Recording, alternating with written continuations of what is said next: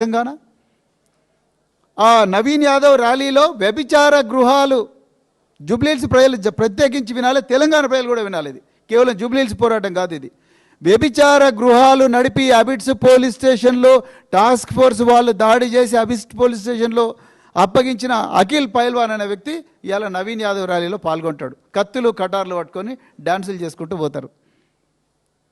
వీళ్ళక ఈరోజు ప్రజలు ఓటేయాల్సింది.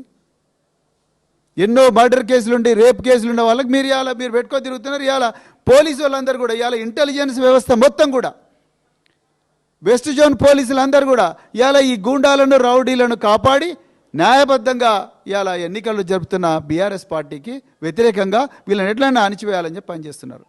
ఇవాళ బాబా ఫజీద్దీన్ అనే వ్యక్తికి 2 గన్మెన్లు ఇచ్చిండ్రు.